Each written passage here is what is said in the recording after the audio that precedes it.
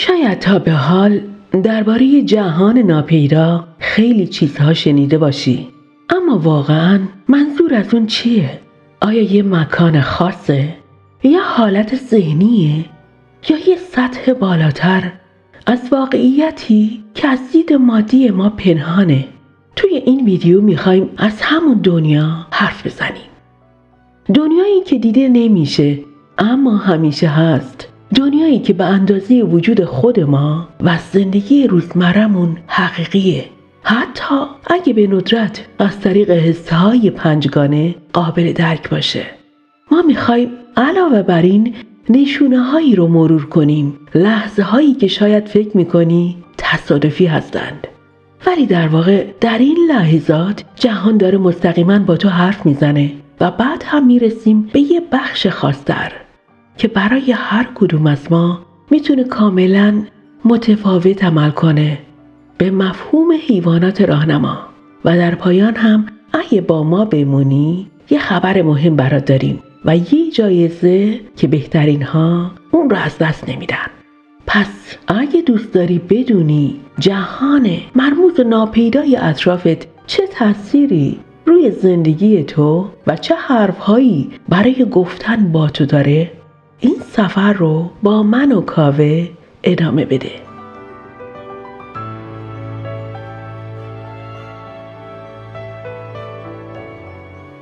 بیا اول یکم عمیق‌تر وارد چیزی بشیم که از دید ما پنهونه، یعنی همون بعد معنوی. و تو در آخر همین بخش میفهمی چرا جهان معنوی همیشه همراه توه، دائما و بدون وقفه، حتی وقتی متوجه نیستی.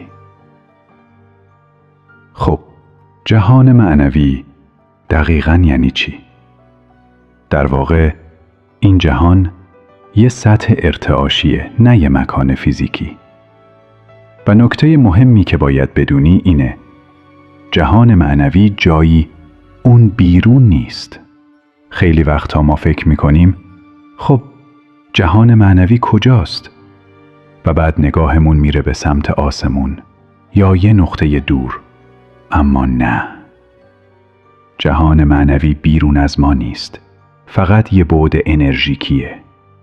و حالا نکته مهمتر، این بعد انرژی درون خود تو رو هم در بر میگیره.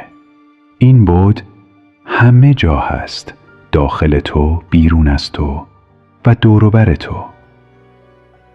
یه سطح از آگاهیه که فراتر از محدوده حسهای مادی ما عمل میکنه. اما این به این معنا نیست که از زندگی تو جدا باشه.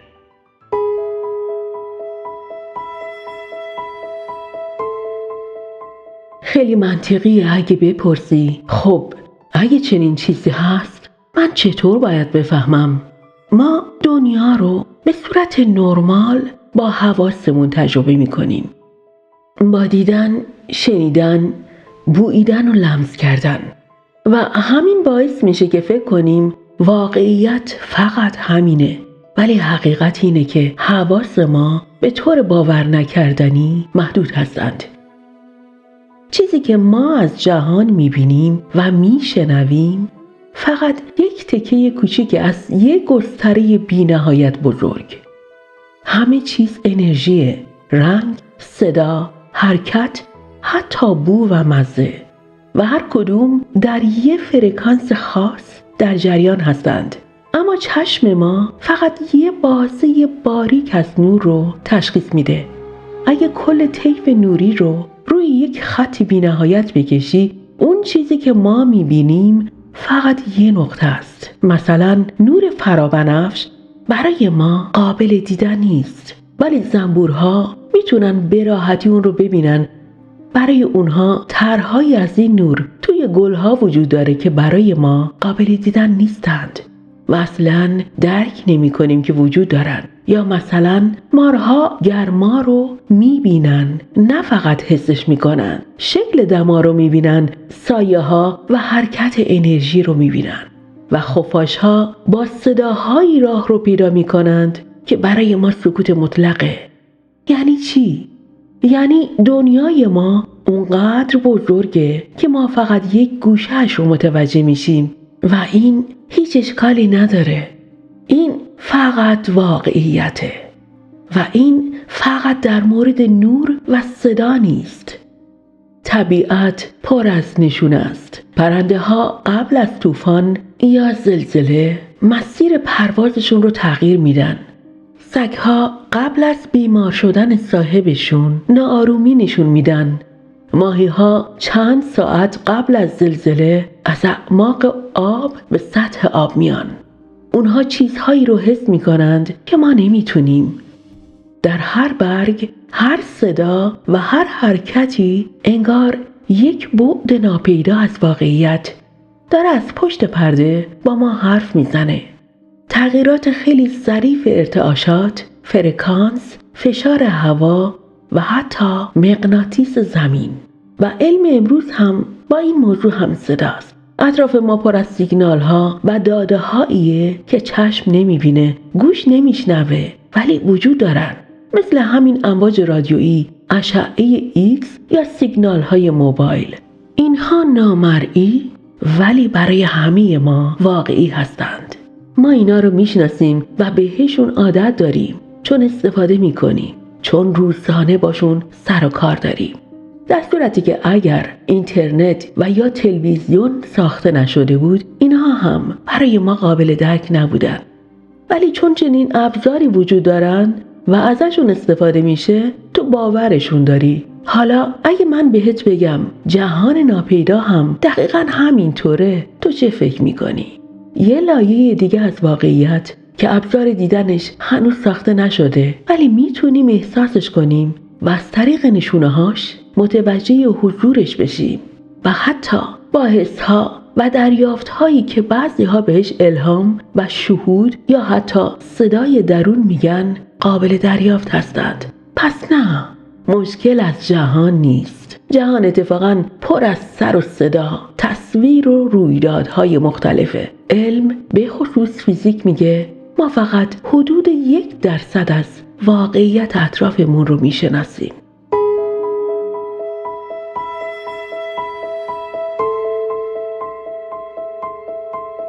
و اینو میشه گفت اولین گام بزرگه. اینه که قبول کنیم و عمیقاً بفهمیم که واقعاً چیزهای بیشتری وجود دارن از اون چه میتونیم ببینیم و لمس کنیم. با همین پذیرش یه در باز میشه به شناخت لایه‌های پنهان جهان و شروع میکنی به کنجکاوی چه چیزهای دیگه‌ای هست. حالا تصور کن رادیویی داری که روی امواجش بازی میکنی. اون امواج رو حس نمی‌کنی، نمی‌بینی، اما می‌دونی که هستن و دارن صداهایی از ایستگاه‌های مختلف فرکانسی پخش می‌کنن. دقیقاً همینطور سطوح دیگه‌ای از آگاهی هم وجود دارن. و وقتی آگاهیت رو روی حالت دریافت تنظیم می‌کنی، در واقع همون کاری رو می‌کنی که توی اینترنت یا تلویزیون انجام میدی. ما فقط یه فرکانس خاص رو انتخاب می‌کنیم. همسایمون هم یه فرکانس مشابه ولی متفاوت تا بتونه با یه نفر دیگه یه جای دیگه ارتباط بگیره. حالا تصور کن آگاهی تو کاملاً متمرکز بشه روی یه موج خاص و تبدیل بشه به یه گیرنده مشخص و هدفمند. خب چطور میتونی به یه گیرنده تبدیل بشی برای جهان معنوی؟ برای اون بعد انرژی که تو رو تغذیه میکنه، بهت اطلاعات میده، الهام میفرسته. گفته میشه هرچه آرامتر بشی واضحتر میتونی اون سطح رو حس کنی. این بعد خارج از زمان و مکان وجود داره.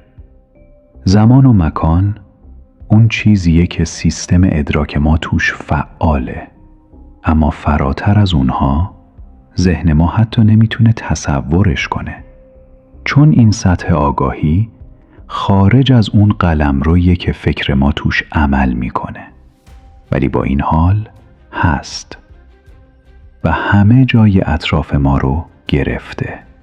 و برای اینکه بتونی از اون سطح معنوی که فرکانس بالا داره چیزی دریافت کنی، اول باید هیاهوی درون رو ساکت کنی و گوش بدی.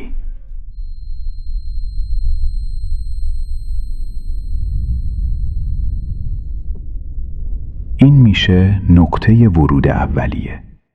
وقتی بدونی یه سطح از آگاهی وجود داره که ما بهش میگیم جهان معنوی و این جهان همیشه با توه، همیشه دور و بر توه و تو میتونی ازش استفاده کنی، میتونی دریافتت رو قوی تر کنی.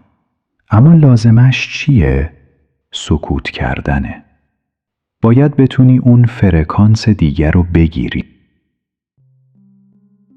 همین یه نمونه به تو نشون میده که اگه فقط ما یکم گوش بدیم، اگه ساکت بشیم و اجازه بدیم که بشنویم، یه صدای آروم همیشه هست که میخواد با همون حرف بزنه. اجازه بدید اینجا تجربه دوستی رو از زبان خودش بگم و باید بگم که در صداقت گفتارش هیچ شکی ندارم.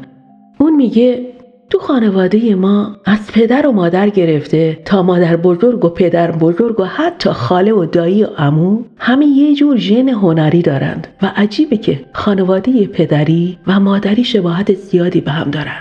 یکی عکاسه، یکی موزیسیانه، یکی عاشق طراحی، یکی کاریکاتوریست و یکی شعر می‌نویسه. ولی نکته جالب اینه که بیشترشون هیچ وقت آموزش خاصی ندیدن. انگار یه چیزی از درون خودشون میاد. هر کدوم هم شغل خودشو داره، ولی اون بعد هنری براشون یه نیاز روحیه و بدون اون نمیتونن زندگی کنن. اون میگه حالا بین همه اینها یکی از بچه‌های فامیل به اسم بابک با اینکه خیلی باهوش بود ولی هیچ ذوق خاص هنری نداشت. به نقاشی علاقه داشت ولی چی میگن حتی یه خط راست هم نمیتونست بکشه. خودش هم فکر میکرد که این ژن هنری یه جورایی به من نرسیده. ولی یه دفعه همه چی عوض شد. میگه یه روز بلند شد و شروع کرد به کشیدن طراحی‌های چند بعدی. باور کردنی نیست، ولی طراحی‌های اون اصلاً معمولی نبودند.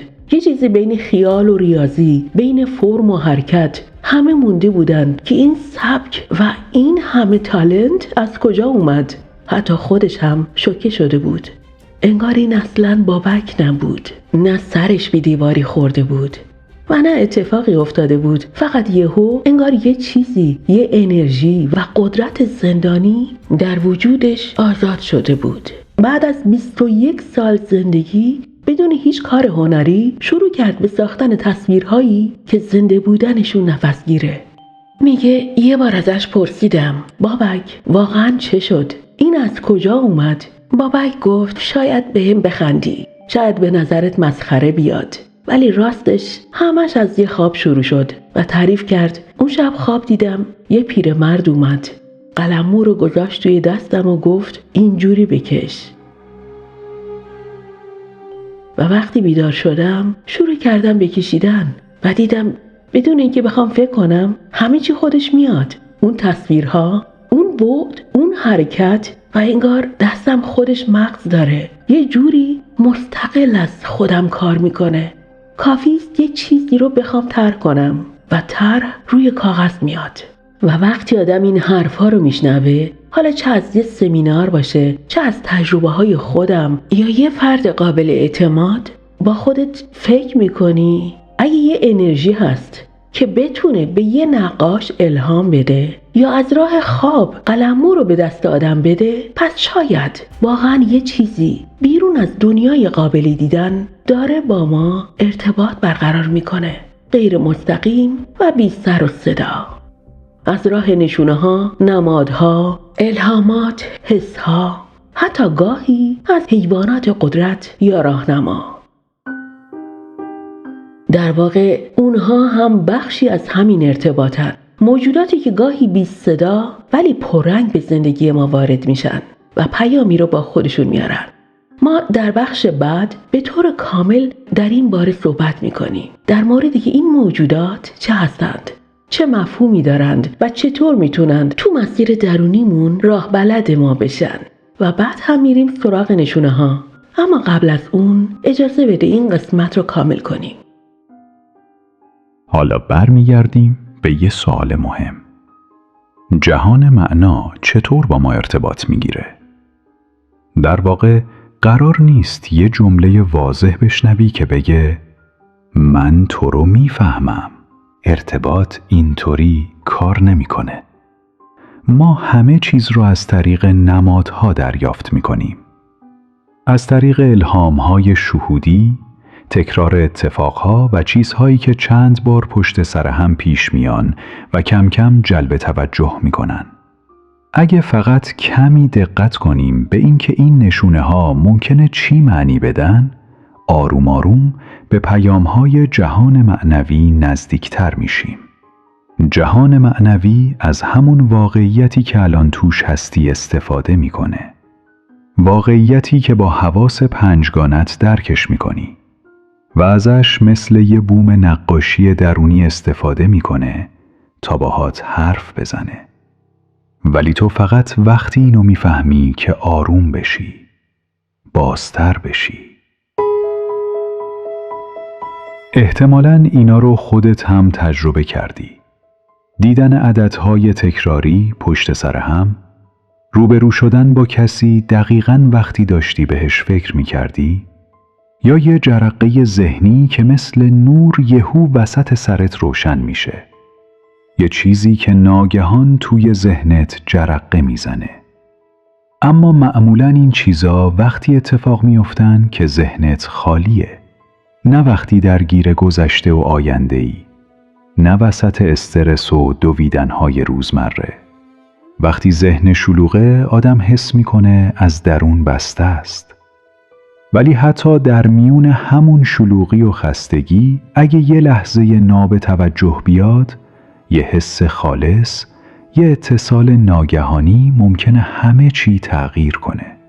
مثل اینه که یه در باز میشه و توجهت رو به یه چیز خاص جلب میکنه. نکته مهم اینه که الهام‌ها واقعی‌اند. میتونن وارد زندگی روزمرت بشن، بهت جهت بدن، حتی مسیرتو عوض کنن. اگه حواست جمع باشه، گاهی یه کلمه که چند بار تکرار میشه، یه جمله که از چند جا به گوشت میرسه، یه نماد که چند بار تو خیابون، توی کتاب، روی گوشی، هی به چشت میخوره، همه اینا میتونن یه پیشنهاد باشن از یه سطح بالاتر برای اینکه مسیر جدیدی رو ببینی. خیلی‌ها تجربهش کردن. یه نشونه رو گرفتن، دنبالش رفتن و بعد دیدن که اون مسیر همونی بود که همیشه یه جایی درونشون صداش میزد، ولی تا اون لحظه نمیتونستن تشخیصش بدن. این چیزا جادو نیست. یه جور گوش دادن جدیه. یه جور اعتماد کردنه به چیزی که شاید اولش عجیب یا بی‌معنی به نظر برسه. و اینجا یه حقیقت ساده وجود داره. جهان معنوی همیشه داره تو رو صدا میزنه. یه در رو نشونت میده. ولی عبور از اون در، قدم برداشتن، حرکت کردن، اون دیگه با توه. و آره ممکنه سخت باشه، چون معمولاً ترس و تردید هم همراهشن. ولی یه چیز همیشه واضحه. تا وقتی فقط نگاه میکنی، هیچ چیز تغییر نمیکنه. باید انتخاب کنی. باید حرکت کنی. و با تمام وجودت بگی باشه، میرم جلو. گاهی وقتا راهنمایی ها خیلی بی سر و صدا میان. شاید دقیقاً نه در همون لحظه‌ای که دلت میخواد. اونا در لحظاتی میان که تو اتفاقاً دست از جستجو برداشتی. تصور کن روزهاست که به دنبال یه ایده هستی، یه جواب، یه راه حل. همه چی رو زیر و رو کردی، فکر کردی، نوشتی، حرف زدی، حتی خوابت برده وسط فکرت، اما هیچی به ذهنت نرسید. تا اینکه یه روز دیگه خسته میشی، رهاش میکنی، میری یه لیوان آب میخوری و سری به گلدون هات میزنی. و درست در همون لحظه که اصلا دنبال جواب نیستی، همون لحظه که سرگرم گلها و آب دادن و حالا هوای باغچت هستی، اون فکر میاد سراغت. جواب تو و ایده‌ای که دنبالشی آروم، نرم، درست مثل یه برگ بی سر و صدا میفته تو ذهنت. این میتونه کاملا روشن باشه و یا فقط یه حس، یه جمله، چیزی باشه که نمیتونی دقیقاً بگی چیه، اما میدونی که مهمه. و اگه تو اون لحظه حواست جمع نباشه و پی اون رو همونجا نگیری، مثل هزاران ایده دیگه خیلی راحت از کفت میره. برای همینه که فقط یه جمله ساده ولی قوی میتونه یه در رو به روی جهانی از آگاهی باز کنه. پس با خودت تکرار کن: من آماده‌ام که بشنوم.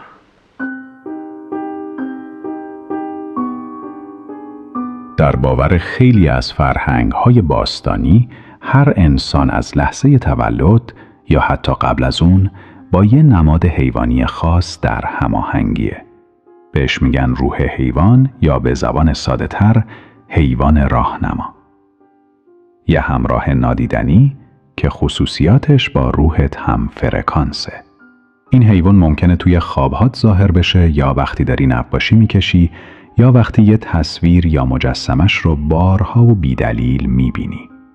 گاهی فقط یه احساس درونی قوی داری که باهاش پیوند خوردی بی هیچ توضیحی. اما این ماجرا فقط به یه حیوان همیشگی محدود نمیشه.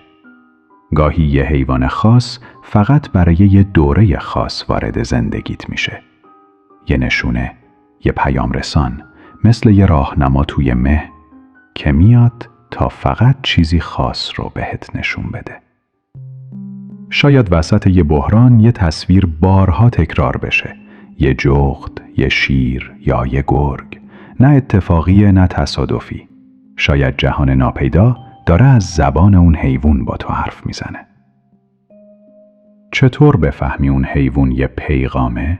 وقتی یه نماد، یه اسم، یه تصویر بارها و بارها وارد ذهنت میشه طوری که نمیتونی نادیدش بگیری، وقتشه که روش مکث کنی. این موجود ممکنه فقط یه فصل باهات باشه یا سالها همراهت بمونه، اما هیچ کدوم بیدلیل ظاهر نمیشن. مثلا گرگ نماد شهود قوی، رهبری درونی و اتحاد با طبیعته. اگه گرگ بارها در خواب یا ذهن یا تصویرت ظاهر میشه، شاید این پیامو داری دریافت میکنی. به صدای درونت اعتماد کن، راه رو پیدا میکنی.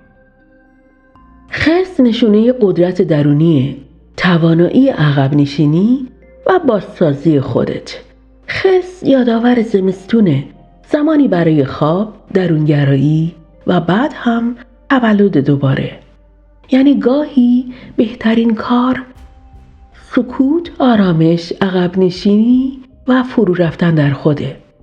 جغد نماد بینش پنهان، دانایی شب و دیدن چیزی که دیگران نمیبینن. اگه جغد میاد، شاید وقتشه از سطح عبور کنی و عمق حقیقت رو ببینی. همه چی اونطور که به نظر میاد نیست. گربه نماد استقلال، شهود، ساختن مرزها و وفاداری به خود است. وقتی گربه ظاهر میشه، شاید وقتش یک کم بیشتر به حست اعتماد کنی و اجازه ندی کسی مرزهای درونی تو رو در هم بشکنه. عقاب نماد دید وسیع، اتصال به افقهای بالا و رهایی از قیدها. عقاب ازت نمیخواد فقط یه مسئله رو حل کنی. اون دعوتت میکنه نگاهتو عوض کنی. از بالا نگاه کن، تازه میفهمی آزادی یعنی چی. روباه نماد زیرکی، انطباق پذیری و حضور در لحظه است. وقتی روباه میاد، شاید وقتش کمتر به دنبال جوابهای قطعی باشی و بیشتر به هوشمندی جهان و موقعیت‌ها اعتماد کنی. روباه میگه همیشه راهی هست، شاید فقط هنوز درست نگاه نکردی. فیل نشونه خرد درونی، حافظه روح و پایداری در مسیر. اگه فیل همراهته شاید وقتش آروم و پیوسته جلو بری، بدون عجله، با اطمینان. با صبر عمیق‌تر پیش میری. مار نماد دگردیسی و تولد دوباره است. مار یعنی وقت یه تغییر و پوست‌اندازیه، یه باور قدیمی، یه رابطه پوسیده یا یه هویت تکراری که باید کنار گذاشته بشه و بری به سمت خود جدیدت. آهو نماد لطافت، حضور و قلب باز. وقتی همه چی پر تنشه، آهو یادت میندازه که قدرت میتونه نرم و آرام باشه. تو میتونی ظریف بمونی، حتی وسط طوفان. و پروانه نماد تغییر، رهایی و زیبایی هست که از دل ظلمت و تاریکی ها بیرون میاد. و پروانه همیشه یادآوری میکنه که تغییر آسون نیست ولی زیباست و تو در هر فروپاشی تولدی جدید را خواهی دید. نهنگ نشونه ی حافظه عمیق روح، صدای پنهان درون و سفر به ناخودآگاهه. وقتی نهنگ وارد میشه ممکنه بهت بگه الان وقتشه ساکت شی و صدای عمیق‌تری رو درست در درونت بشنوی. و مهمتر از همه، این حیوانات فقط نشونی نیستند، اونا آینه‌اند و بازتاب بخش‌هایی از وجود تو که شاید هنوز به طور کامل زندگیشو نکردی و یا وقتشه دوباره بیدارشون کنی. و یه نکته مهمی دیگه این که حیوان راهنمای تو ثابت نیست. ممکنه توی مقاطع مختلف زندگی عوض بشه. ممکنه بسته به چالشی که درش هستی یا درسی که باید بگیری یه حیوان خاص همراهت بشه. یه جور اتحاد موقت، یه یادآوری برای این که یه بخش از خودت رو فراموش نکنی. و حالا اگه احساس کردی یه حیوان خاص داره توی زندگی تکرار میشه یا توی خوابت میاد یا حتی فقط کشش عجیبی بهش داری، برو دنبالش. ببین در سنت‌های کهن اون حیوان چه معنایی داشته و مهمتر از اون درون خودت نگاه کن. این موجود کدوم بخش از تو رو به خودت نشون میده؟ حالا که با زبان حیوانات راهنما آشنا شدیم، بریم سراغ یکی دیگه از زبانهای جهان ناپیدا. آیا تا حالا برات پیش اومده از خودت بپرسی واقعاً داره کسی اون بالا صدای منو میشنوه؟ این دعاهایی که میکنم اصلاً به جایی میرسه؟ شاید جوابش همین حالا داره بهت میرسه، فقط هنوز ندیدی. در ادامه 5 نشونه خیلی مشخص رو میگیم که اگه بهشون برخوردی بدونی که جهان ناپیدا داره باهات حرف میزنه. 1. الهامات درونی و ناگهانی. اون لحظه‌هایی که بی مقدمه یه فکر یا حس خیلی قوی میاد سراغت. یه جمله، یه ایده، یه تصمیم آنی که نمیدونی چرا، فقط حس میکنی درسته. شاید داری ظرف میشوری، پشت فرمونی یا اصلاً لم دادی روی کاناپه، اما چون ذهنت برای یه لحظه آروم شده اون الهام وارد میشه. و اینا کاملاً تصادفی نیستن. اینا راهنمایی هن. پیام‌هایی از سمت جهان ناپیدا. و خیلی مهمه بنویسشون، چون فقط حدود 40 ثانیه تو ذهنت میمونن، بعدش مثل رؤیاها میرن. و گاهی یه تصمیم که از دل همین الهام ها میاد میتونه مسیرت رو عوض کنه. مثل وقتی به یه نفر فکر میکنی و چند لحظه بعد خودش زنگ میزنه، یا وقتی یه حس درونی بهت میگه مسیرتو عوض کن و بعد میفهمی همون جاده تصادف شده بوده. اتفاقاً قبل از ضبط این قسمت داشتیم درباره یه تجربه شخصی که فرزانه داشت صحبت میکردیم. درسته، چند روز پیش یه اتفاق عجیب افتاد که شاید بی ربط به این بخش نباشه. من غرق کار بودم، خیلی مشغول و درگیر بودم، ولی یه دفعه به یاد یکی از نزدیکانم افتادم که که تازه جراحی کرده بود. نمیدونم چرا، ولی حالم یهو بد شد. یه جور ضعف و سرگیجه عجیب، تا جایی که مجبور شدم همونجا کنار صندلی کارم کف زمین دراز بکشم و در همون حین بدون اینکه بدونم چرا اسم اون رو گفتم و چند ثانیه هم نگذشت که تلفن زنگ خورد. نگاه کردم، دیدم خودشه. نمیدونم اون به ذهن من رسیده بود یا من به ذهن اون، اما یه چیزی، یه نیرویی دقیقاً در همون لحظه ما رو به هم وصل کرده بود. حالا از خودت بپرس آخرین باری که چنین الهامی داشتی کی بود؟ بنویسش و بعد بررسی کن ببین چه شد. وقتی این تجربه ها رو می نویسیم به مرور متوجه میشیم که واقعاً الهاماتی هستند که از جایی فراتر از ما برای ما میان و میتونن کمک بزرگی برامون باشن. حالا میرسیم به نشونه دوم. تکرارها و همزمانیها. ببین، شده یه عدد خاص رو هی ببینی، مثلا 44 یا 11 یا یه عددی که برات یه معنی خاص داره، یا مثلا یه کلمه مثل سکوت یا حرکت یا شفا از چند جای مختلف بیاد سمتت. یکی توی پست نوشته، یکی وسط یه ویدیو گفته، یه نفر دیگه توی یه مکالمه معمولی همونو گفته و تو با خودت میگی چرا همش این؟ چرا اینقدر تکرار میشه؟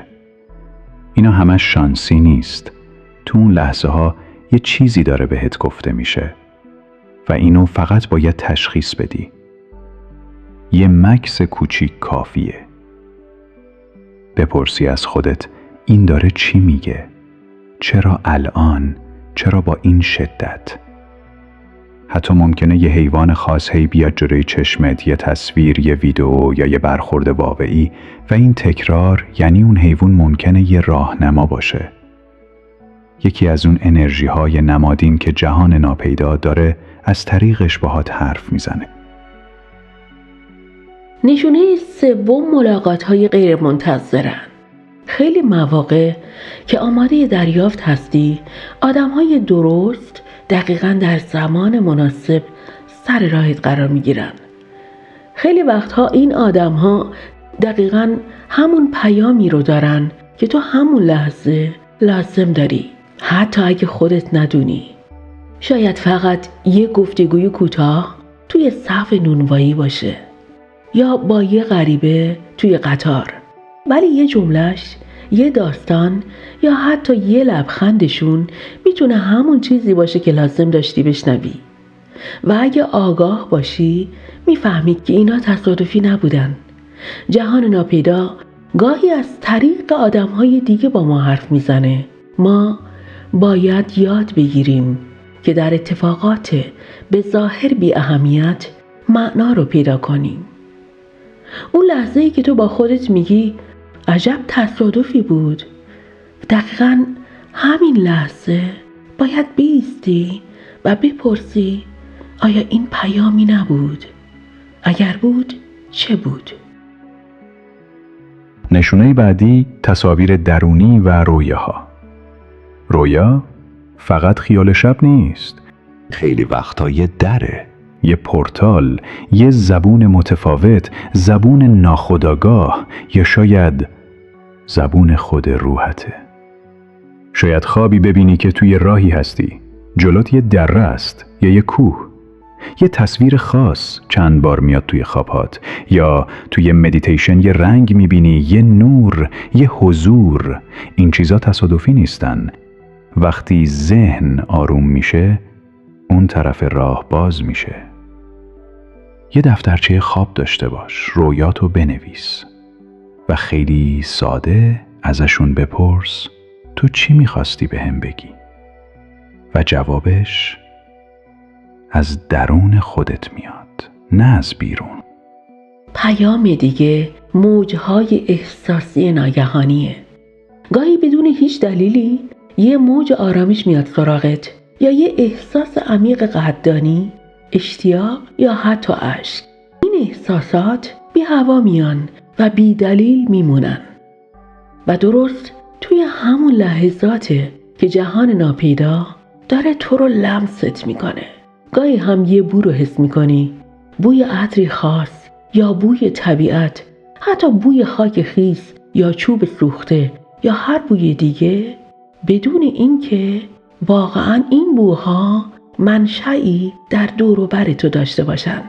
و شاید با خودت بگی عجیبه، کسی اینجا نیست، چیزی اینجا نیست، ولی این بو تا این حد واقعی هست. اینها هم نشونه هستند، نشونه های از حضور، از آگاهی و از تماس با یه سطح دیگه از واقعیت. اینجور لحظات رو نباید راحت از دست بدی. آنها وجودی هستند که به تو میگن ما اینجاییم، داری درست میری، گوش کن، حس کن، ادامه بده، یا اینکه متوقف شو. و حالا چی؟ هیچ کدوم از این نشونه ها تصادفی نیستن. فقط کافیه ببینیشون، گوش بدی و باور کنی. جهان ناپیدا با عقل حرف نمیزنه، با منطق نمیخواد قانعت کنه. اون با دل حرف میزنه، با نشونه ها، با حس ها، با همزمانی هایی که نمیتونی توضیحشون بدی ولی میفهمیشون. و هرچی بیشتر تمرین کنی بیشتر باز میشی، بیشتر دریافت میکنی و کم کم وارد یه لایه دیگه از زندگی میشی، لایه‌ای که همیشه اونجا بوده، فقط حالا تو آماده‌ای که ببینیش. و حالا میرسیم به آخر و خبر و جایزه‌ای که صحبتش بود. در واقع آخرین ویدیوی تأکیدی آرامش بخش ما به نام تأکیدات قدرتمند برای آرامش و فراوانی با صدای من توی آشیانه فرکانس منتشر شده. از این ویدیو به بعد دیگه در اون کانال با صدای من اثری نخواهید دید، چون قراره به زودی مسیر کانال رو عوض کنیم با موضوعی تازه، نگاهی تازه و حتی یه اسم تازه. به محض انجام تغییرات همینجا من به تو خبر میدم. نکته مهم اینه که از این به بعد همه مدیتیشن ها، جملات تأکیدی و موزیک های فرکانسی فقط در این کانال یعنی فراسوی بیداری منتشر میشن و به عنوان قدردانی از حضور و همراهیت اگه سری به همون ویدیو بزنی میدونی یک ترک صوتی کاملش رو برای استفاده شخصیت دریافت کنی. یه هدیه کوچک برای تو که تا اینجا با ما بودی. و در انتها همونطور که یونگ گفت، کسی که به نشانه ها توجه می کند زبان روح را یاد می گیرد. پس اگر اینجا بودی و شنیدی، شاید همین شنیدن آغازی برای تغییر باشه. پس تا ویدیوی بعد آگاه، آرام و آماده باش.